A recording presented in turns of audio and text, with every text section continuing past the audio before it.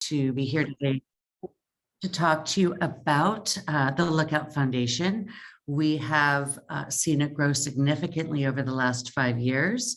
And what we're going to share with you is a little bit about our organizing principles, how we created the foundation, how we solicited employee engagement and selecting our themes and making this a program that employees were excited about, but most importantly, that they wanted to engage with in selecting some of the organizations that we support. And so we want to keep this presentation open and informal. So if you do have any questions, please feel free to ask or put them in the chat. So the Lookout Foundation has been around for the past 5 years. To give you a sense of perspective, Lookout, right now we have approximately just under 600 employees. We're a cybersecurity company focused on endpoint to cloud security based in the San Francisco Bay Area, but we have major offices in Boston, Toronto, several in EMEA, in APAC, in India. And so when we started this foundation, the focus was really to figure out how, as a company, we could get our employees engaged in giving back. And we created 3 organizing principles. The first was to focus on women in STEM. And in a few minutes, I'll walk you through some of the activities we've done around engaging women in STEM. As most of you know that are in the tech space, there is a true underrepresentation of women in software positions. And so we wanted to figure out a vehicle to introduce more opportunities to that audience. Second, organizing principle in internet freedom and data security. We are a security company, and we wanted to figure out how to partner with organizations that focus on internet freedom and data privacy. And then finally, supporting Black and underrepresented communities. And our partners in EMEA and APAC, there's a lot of external efforts that go into supporting the underrepresented communities. And we've created a lot of unique programs in order to create that bridge. Our second organizing principle was around location. So because we're a very diverse organization with regards to geo, especially because of COVID, we wanted to figure out how to have the organizations that we partner with be very meaningful to local communities. It would be easy for us to write a check to the Red Cross, and sometimes we do, but we really wanted our employees to go out and source organizations in their local communities, engage in those organizations, and give back. And so in each of our different geos, we actually have teams of employees that go out and source the nonprofits and build programs over time with those organizations where it's not just write a check and we're done. We actually have organizations that we have built partnerships with over several years. And then our third organizing principle, which is the pledge 1%.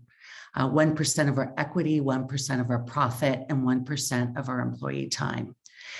Being a small pre-IPO company, we had to figure out how to integrate these 3 different factors into our business. So for employee time, we have actually designated 3 volunteer days for all of our employees to go out and build those relationships for the not-for-profits. And that's been really helpful. And we actually track that information through our HRIS system, which is Workday. And employees love the fact that they can go out and do meaningful work, and it's actually part of our culture. In 1% of our equity, Mark will talk about in just a moment. And then I will highlight for you an example of what we've done in looking at giving away 1% of our product. So let me hand it over to Mark to talk a little bit about how we created the infrastructure.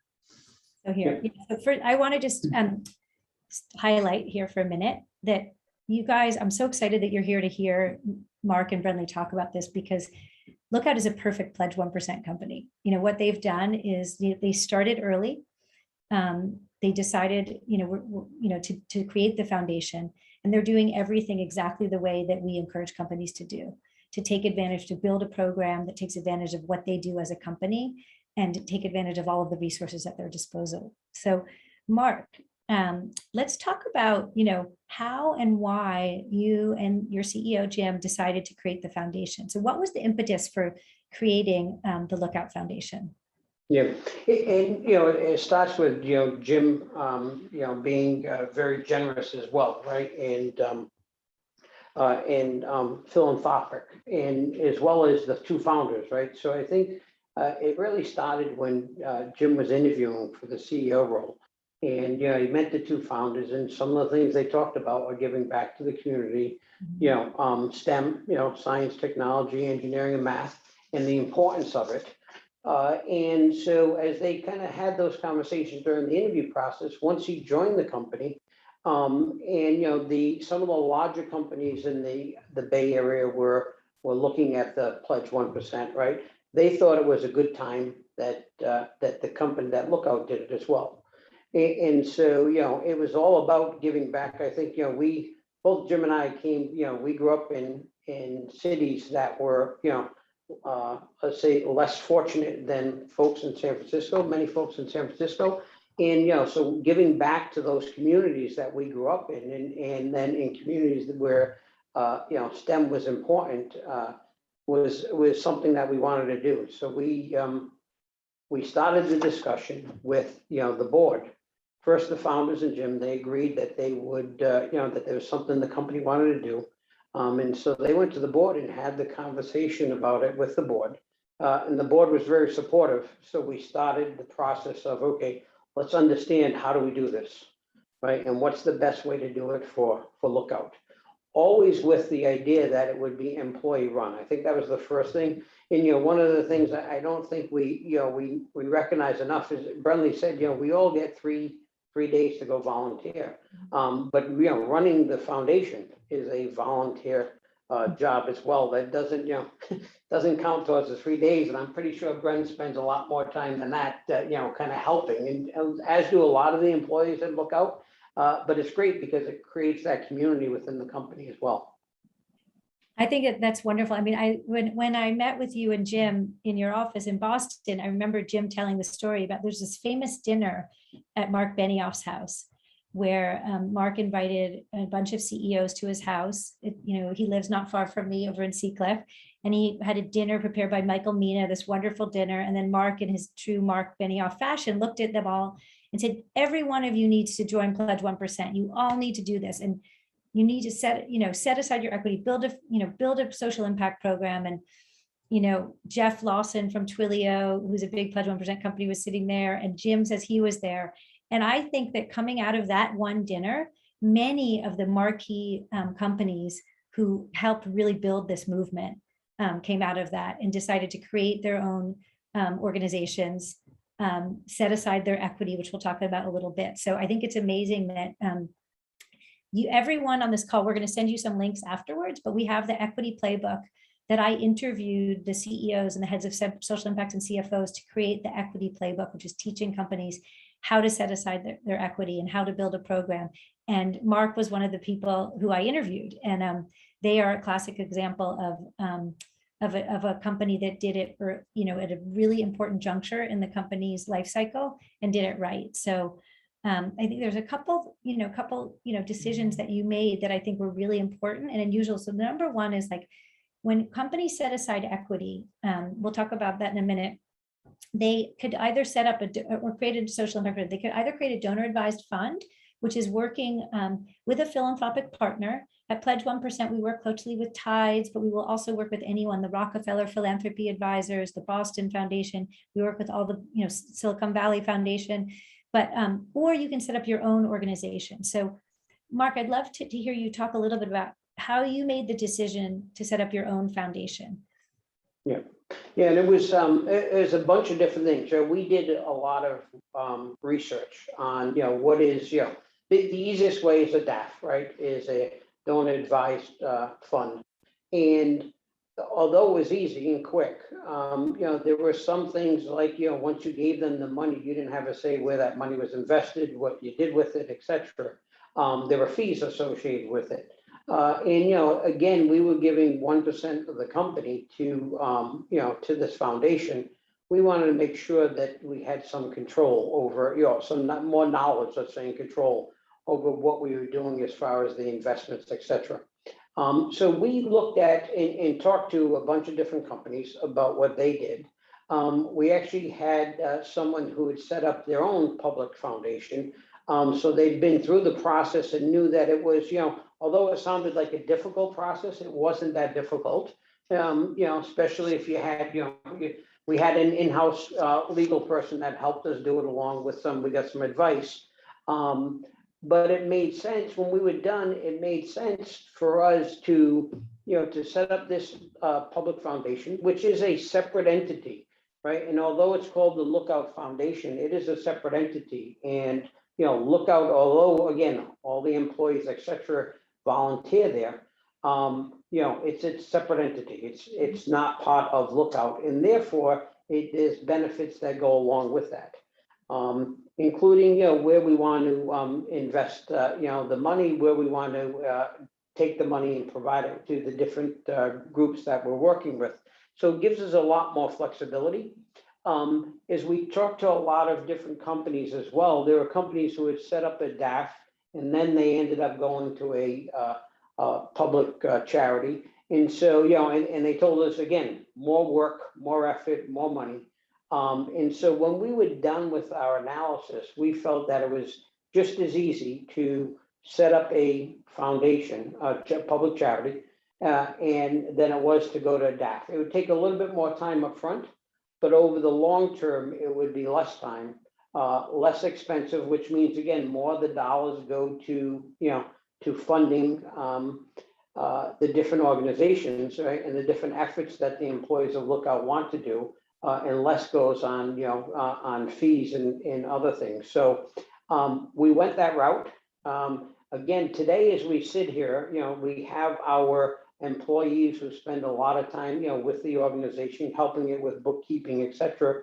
And really the only fees we pay today are to get a tax return, right? We make sure someone who knows how to file a public charity tax return files that tax return for us. So we pay, a small, CPA firm to do that. And of course, we get banking fees that's associated with the money that's being invested, but that's it. And we have some control over that. And therefore, also, we're able to work with Brenley and team on divvying up how much money we're going to give to charities over the next year or two. So it's a lot easier for us. And again, it took a little bit more time up front, but it was something that in the long term, every year here on in, it's easier and less expensive and provides us more options. Yeah, that's wonderful. And I think, for everyone on the call, this is a really important decision that you'll make. And the easy thing to do is to just, find a philanthropic partner, set up a donor advised fund. If you're still trying to figure out what you want to do, that might be the right answer for you. For the decision that Mark and his team made was really important, and it's given them the ability to do so much. And there's one thing that I'm a lawyer by training, so I'm going to talk about some geeky lawyer stuff for a minute, is that when you set up your own organization, there's two different routes that you could go. One is you could set it up as a private foundation.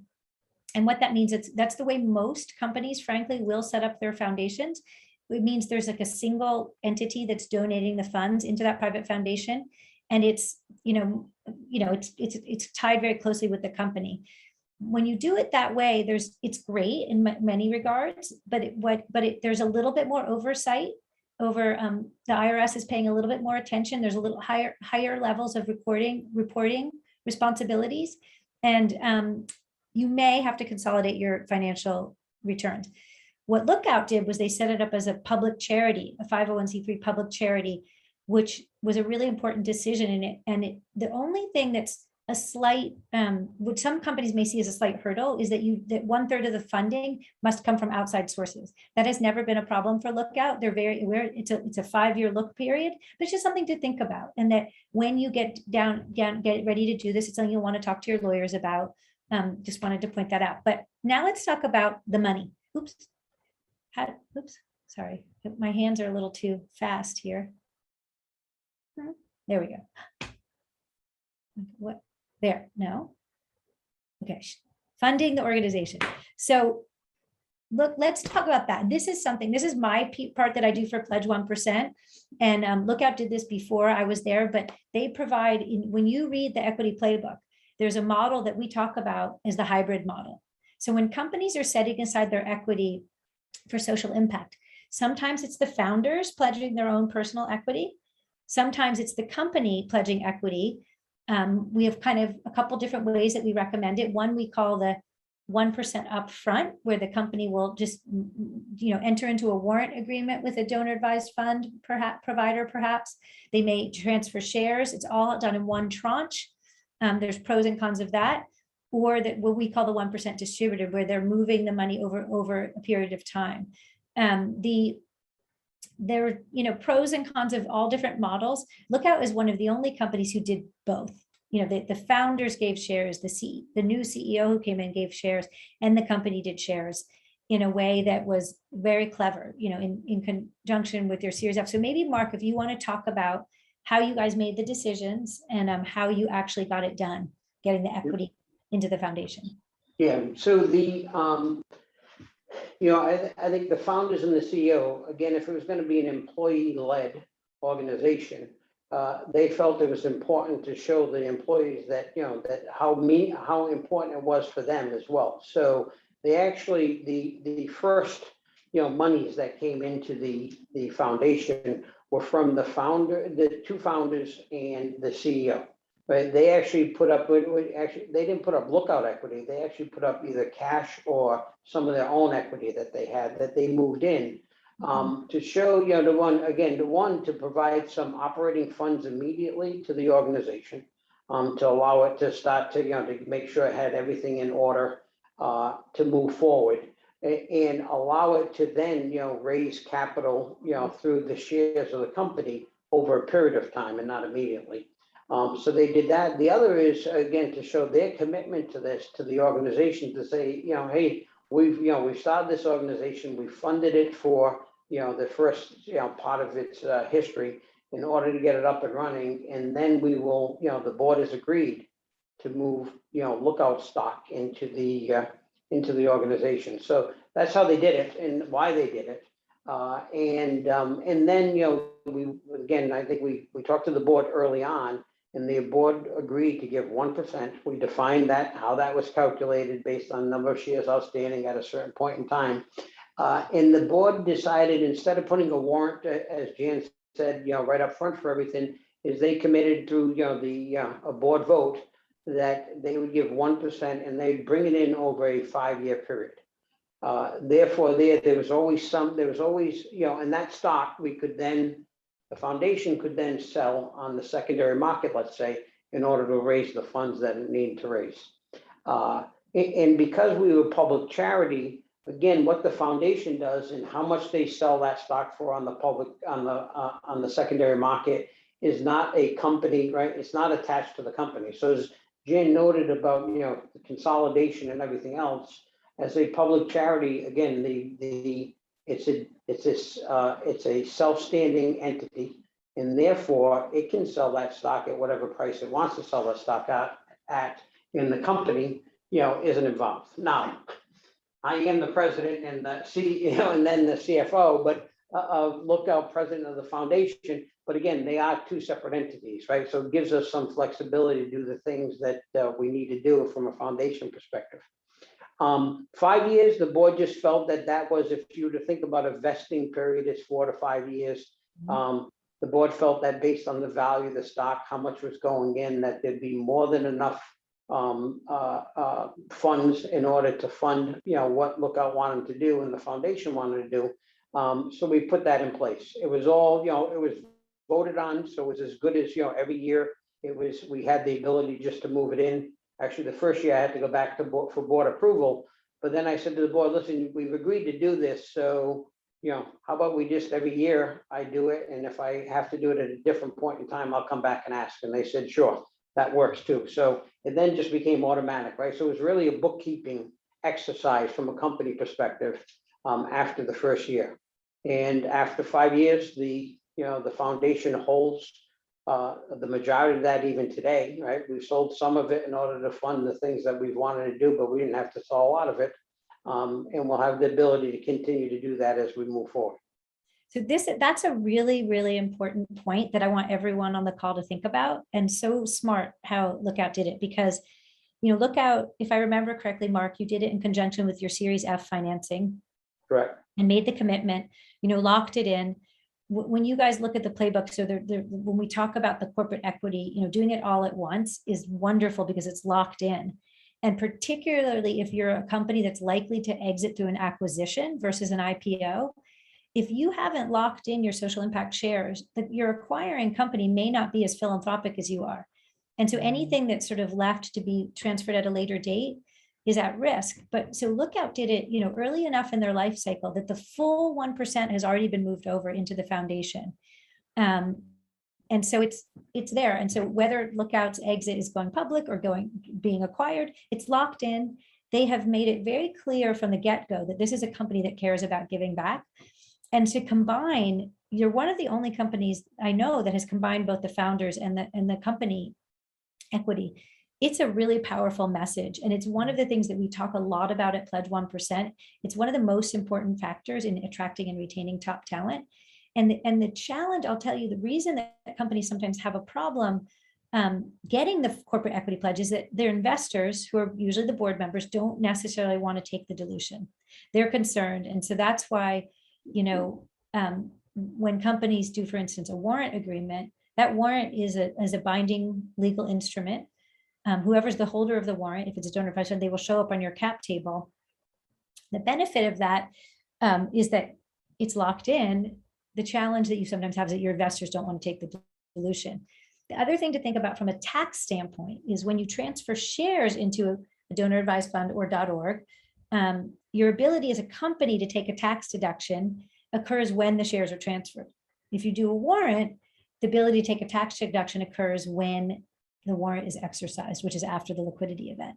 So these are nuances that you can read about in our playbook, and there's pros and cons of each. On the founders' equity side, and this is again like why Lookout is such an incredible company, because they didn't worry about the tax deduction. That is not what was driving this. They did not care. They're like, we just want to get this done. The founders, if a founders transfer their shares early in the life cycle before the liquidity event, their ability to take a tax deduction also happens, at that time. What some founders will do is saying, I'm going to commit to transferring 1% of my shares when we have a liquidity event.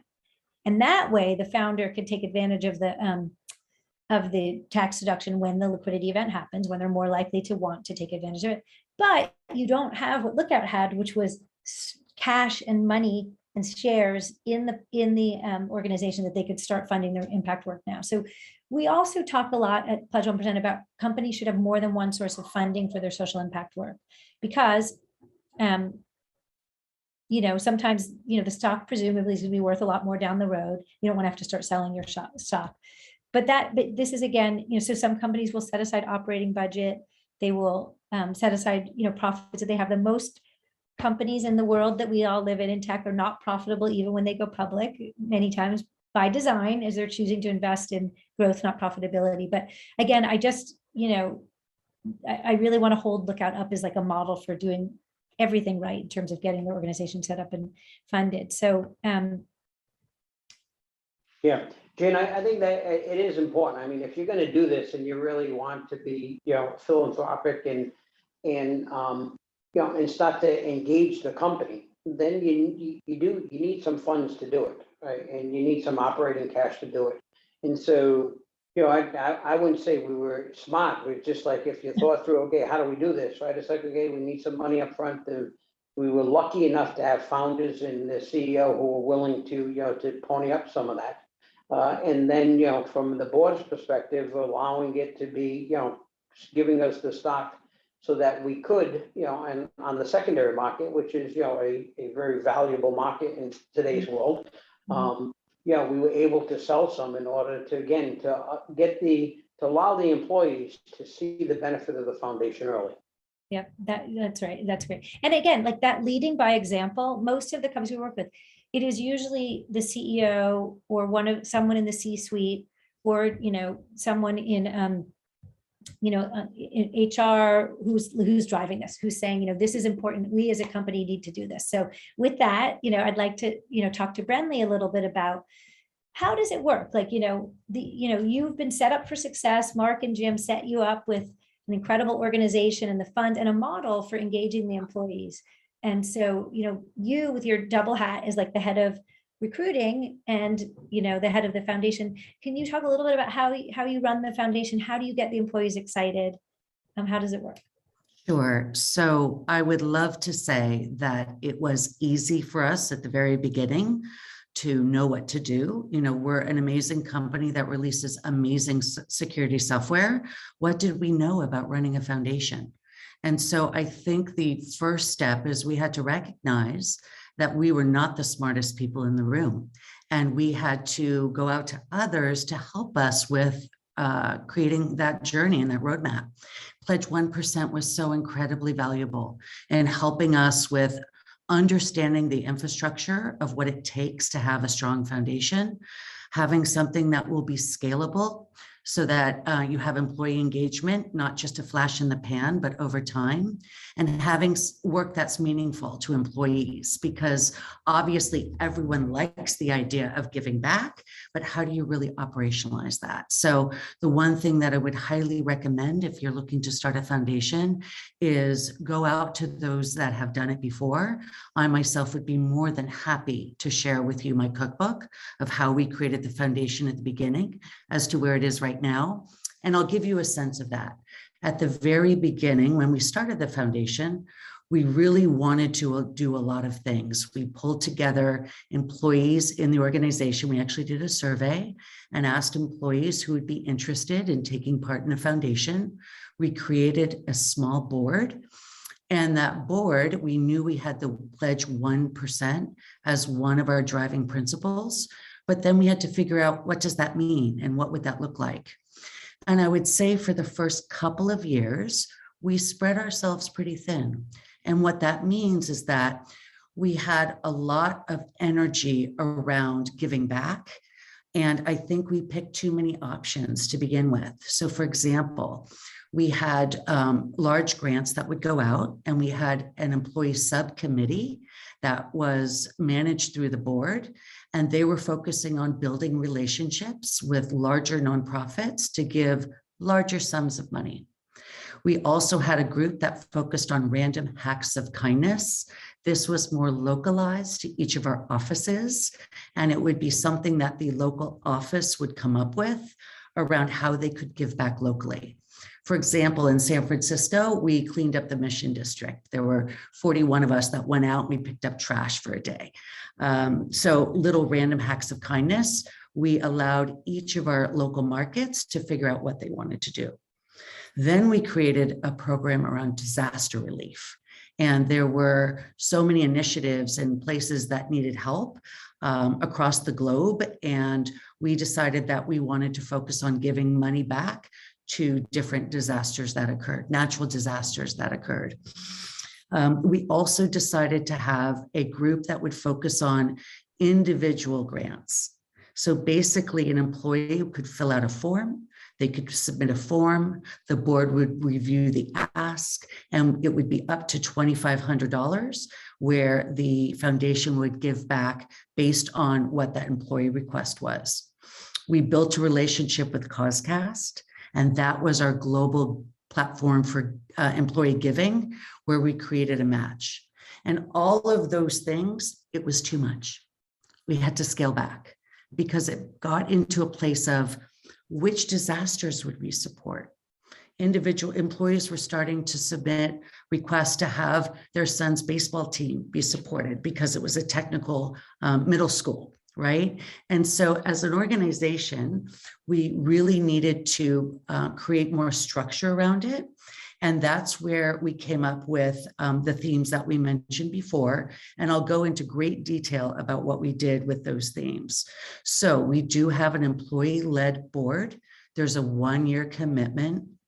We get more employees requesting to be part of the board than we have spaces.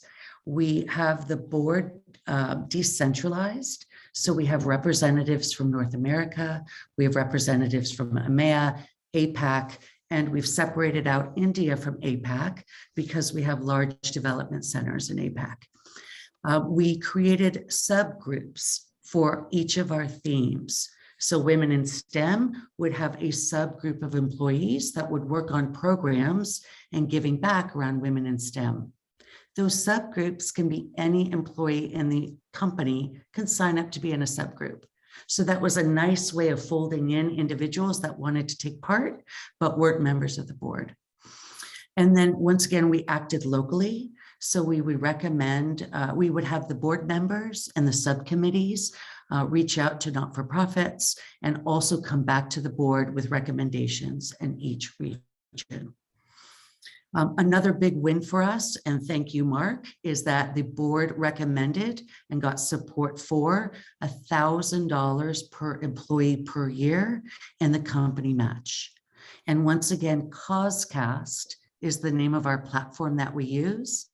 And if you're not familiar with CauseCast, it's really cool because it's already preloaded with not-for-profits that are vetted, right? And so you know you're going with a not-for-profit that has gone through an audit process to make sure that they're valid, well-run not-for-profits. Verified. You know, this is a really important point. $1,000 per employee for a company that's still private is a lot. It's really, I mean, most companies start with $250 in matching. This is a lot, and it's amazing, and it's been incredibly powerful. What they also do is employees can launch campaigns in CauseCast. You know, we had one employee at Lookout last year who did like a marathon type thing to raise money for an organization, the Green Berets or something like that. And he got all his friends involved and launched the campaign. And so people were able to donate. The company does the matching. It happens automatically. But they also have a feature in CauseCast, which is really cool, that really honors whatever people want to do to give back. So, you know, one woman who just joined our board this year, who's amazing, started a dog rescue nonprofit. And so she has been giving a lot of money. So there's a feature where you can submit an offline donation request. So even if the organization is not in CauseCast, or you, you know, or you made the donation and it's in CauseCast, but you didn't make it through CauseCast, you can submit an offline request and still have it matched as long as it's a verified nonprofit organization. So that's really cool. And again, I have to like give a high five to Lookout for doing, you know, the $1,000 is a lot. And it's, And thank you, Jan. There's also ways, because employees they're competitive, especially in our organization. So we did a little gamification where we had contests between territories. And so anyone could come up with something that they feel strongly about, create a campaign within CauseCast, and they could compete with their fellow workers across the country to see who could raise the most money. And I think last year for our small company, we had our employees donate $55,000. Which is really wonderful. And over our tenure, it's been about $160,000 plus. Yeah. So hats off to our employees for really being engaged. Yeah, well, that's amazing. So this is and again, these are, you know, again, Lookout is the example of embracing all of the tenets of Pledge 1%. And we recommend the employee matching is a great way to get people started. It's a great way to, you know, help you attract and retain top talent. And then the 3 days of volunteer time off per year. Just so everybody knows, it seems like a lot, like, oh my God, my company's going around. Not everybody takes it, and it's fine. It's just something to think about, to let people know those, you know, it follows the 80-20 rule, like everything else. There's going to be, you know, a small number of your employees who are really excited about it. And what we encourage you to do is to create, you know, just as Brenley said, company-wide, either events. There's a challenge because of COVID that most companies are not allowing in-person volunteer events. Pledge 1% published a virtual volunteering playbook that gives you lots of ideas of ways to engage employees virtually. And it's, you know, things that you can do. But you know what I'd love to get into with you a little bit now, Brenley, is how you've chosen the nonprofits. Yeah. And your marquee program, Day of Security. So yes. Great. So along our thematic grants, as I mentioned to you, we have board members throughout the country, actually globally. And one of the things we tried to do early on is figure out how could we integrate all of the aspects of Pledge 1% in any of the organizations that we give money to. So is there a way we could create 1% of our product, give money and employee time? And I'll give you an illustration of one of the things that we're looking at right now. But we started off with a company in the Bay Area called Next Gen Cyber Talent. This was an organization that focused on getting the underprivileged and diversity employees into organizations. It was actually co-partnered with community colleges. And so they had scholarships that were created for individuals that were interested in coming into cybersecurity. And there are quite a few cohorts that occur throughout the year where Look At has actually gone in and they've taught classes around cybersecurity to individuals in these cohorts. It is free for anyone that is interested in joining. And from that cohort, we are designing positions for those individuals to go into. We're still at the infancy stages, but our employees are really engaged in that because they get to speak live to these individuals interested in cybersecurity. We get to support the infrastructure of this organization. And in turn, our hope is to hire some individuals from that organization. Very similar, an organization in the UK called the Stemettes. With the Stemettes, this is an organization that focuses on women from the ages of late teens to early 20s. And what they do is they put on hackathons and other events for women getting into cybersecurity. And so about 10 of us 4 months ago got together and we actually sponsored a hackathon. We were the judges. We paired one-on-one in teams and we evaluated different hacks and the employees loved it. They love the engagement level. And these kids, by the way, it's like these kids were amazing. Like in one day they created, tools for like protecting the, security of elderly, of kids. I thought we wanted to hire, one of our engineers in London wanted to hire them all, Yeah, absolutely. Yeah. So one of our most exciting is Day of Security. And let me give you a sense of what Day of Security was. 5 years ago, a group of us got together, certainly my team in hiring and some of the engineering leaders, and we recognized that there are not a lot of women in security that we had access to. And one of the things we need to do was start it out when they were early in on their career. So University of California, Berkeley, being a local university to our office in San Francisco, we went to Cal. We put out a request for 25 students that were interested in cybersecurity. We signed them up. We brought them out to our offices in San Francisco. We did 4 hours of training to these 25 women on the principles of cybersecurity. We then had a capture the flag activity, which is a little contest based on what they learned during the day. And the winner of that event got an all expense paid trip to DEF CON. Okay. What started out as 25 women sitting around a conference room table has turned into in-person events pre-COVID and now virtual events, where our last Day of Security event was March 23rd and October of this year. What was 25 people sitting around a conference room table has turned to over 2,000 women coming together from actually 52 different countries. We had over 200 talks, 200 speakers for 5 different tracks that participants could take part in. And we created a way for companies to sponsor the event. And the goal, of course, was to ultimately provide opportunities for individuals, women in the tech space. But this was from entry level all the way to CISOs who are attending the event. And so what was started out as something very small from our foundation has turned into something that's global and really exciting. It's really, really incredible. And I added this quote here because it talks about, the women who are attending this conference.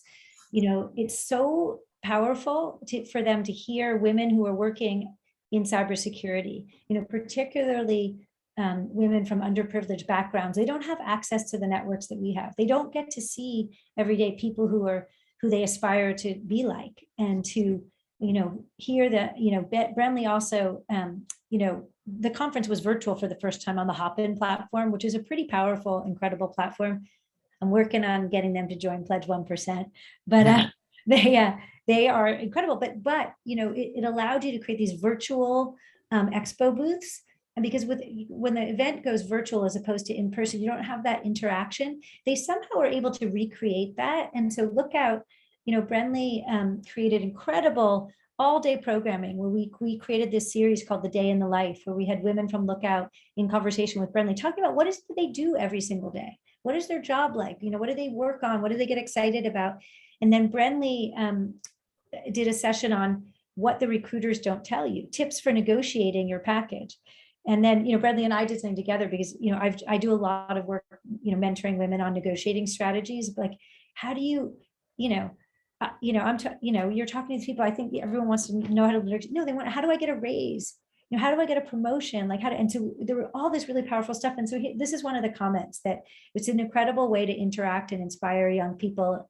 This is a bespoke event, that this is really the ethos of what Pledge 1% is all about.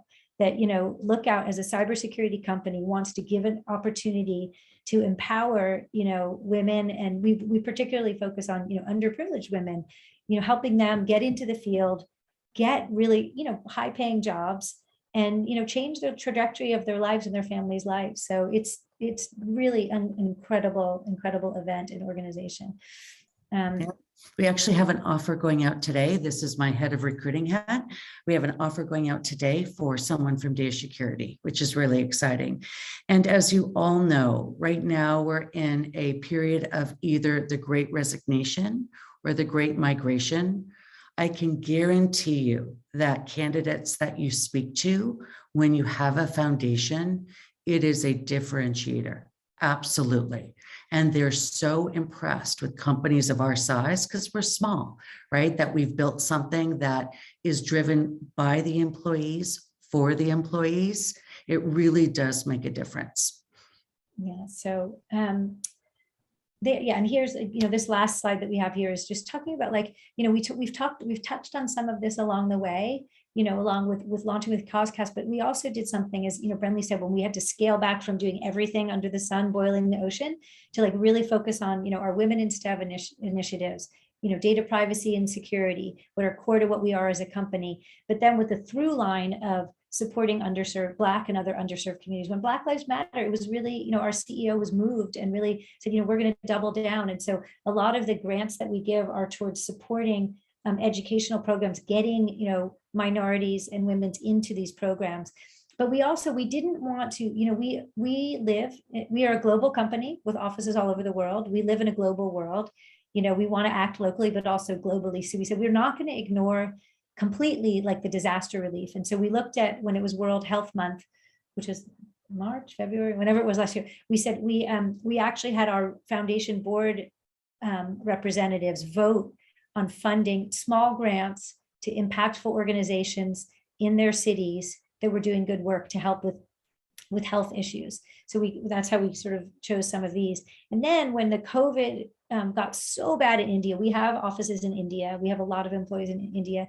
It got so bad, we did something, the company wrote a grant, our CEO was very, very passionate about this. We also launched a double matching campaign on CauseCast. And so Pledge 1% actually organized a coalition of companies. All of the Pledge 1% companies got together. I think we raised $26 million for India, and Lookout did a very huge grant from employees and matching, and a direct company grant. So all of this stuff, it's really important, and it's made Lookout a great company, and people want to work here because of the products that we build, but also all of this great work. Terrific. So now we should open it up for questions. We've got about a little over 10 minutes left. So if anyone has any questions, Rose, what's the best way to, maybe 5 minutes for questions and then another 5 minutes for Rose to talk about the Pledge 1% community. And I guess before we do that, Mark, is there anything else that you wanted to say? No, I think you guys covered it all. I would say that the only point is that Day of Security is just such a great event. It's amazing. You know, I was there that first session in the conference room when, you know, saying, oh, wow, that's pretty cool. And then I think it was 2 years later, it was a Saturday morning at 8 o'clock where, you know, if you're all from San Francisco, you don't see many people in the office at 8 o'clock, but at 8 o'clock, we had a auditorium full of women attending that Day of Security. I'm like, this is unbelievable. And it's only gotten better and better.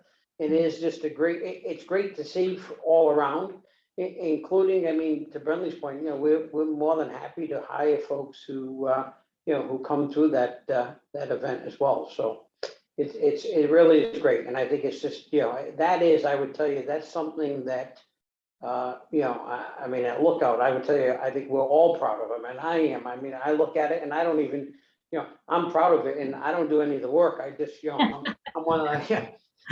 But, you know, the team is phenomenal, and it's amazing at what you can do as an organization with the commitment of the employees for the good of the, of the community.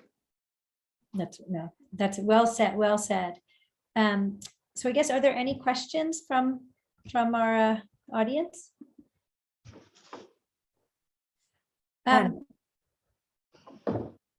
Brenley, do you have any closing remarks before we turn it over to Rose?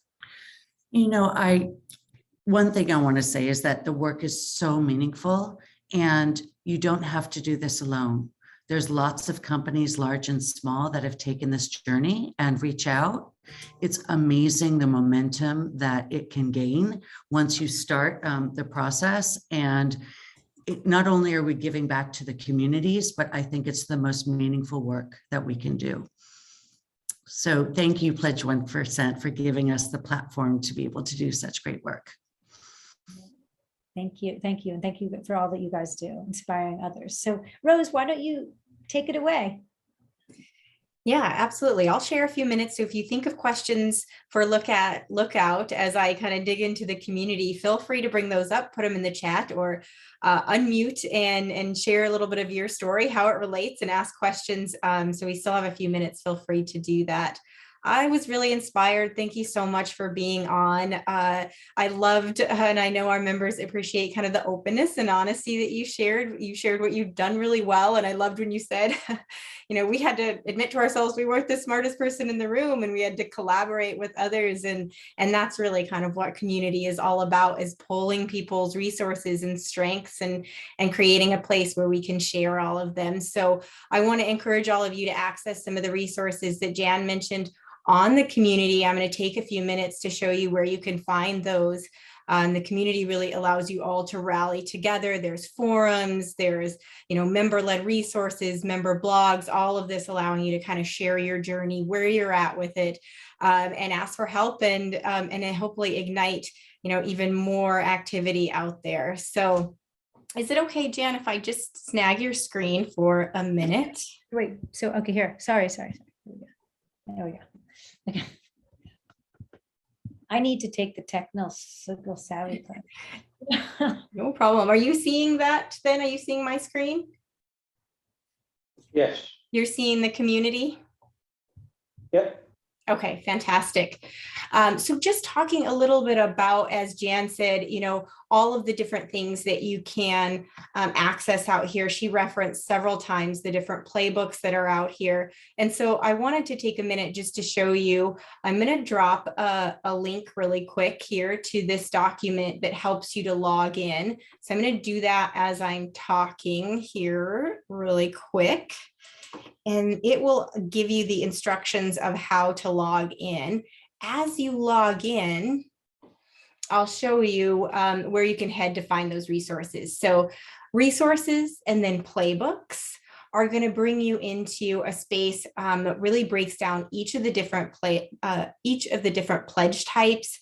So not only how to get started, but let's really dig into, you know, equity. Let's dig into time. Profit is coming soon, and product here. So you can click into these. You can download the companion guide that goes with it. You can ask questions, which is really fun. So come down here, start commenting, asking questions, because we have people like Mark and Brenley and Jan out here able to kind of share what they've done in the past and help be your guide as you work through this. So you can see some of the activity that you can kind of collaborate with. Jan is out here. What my job as the community manager here is trying to take all of the great information that's in Jan's head and all of the different members and builders that we have and putting them out here on the community for all of you to reference. And so you'll be able to find, little things like these tips and tricks, but then that more detailed, copy of the CEO Equity Playbook with all of the different steps that you need to take and how to actually execute on this is all out there. Along with the ability to ask questions, there's a great forum out there. You can post questions.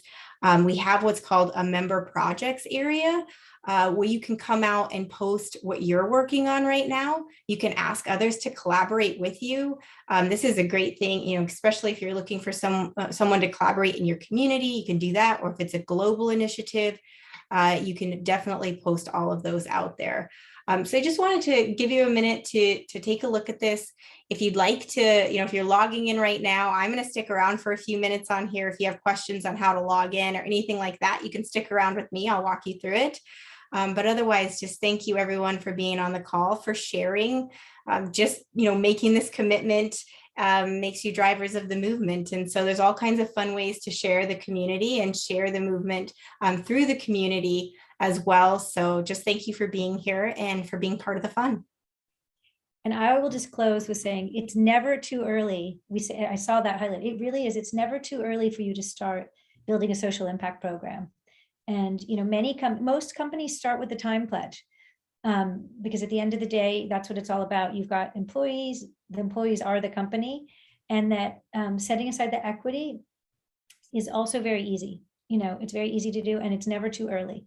The only challenge with doing it too early is you raise subsequent rounds of financing, the value of those social impact shares will be diluted with each subsequent round. But I never stress that, because if the company's successful, everybody, including your recipient nonprofits, are going to make money, and you can always top it off.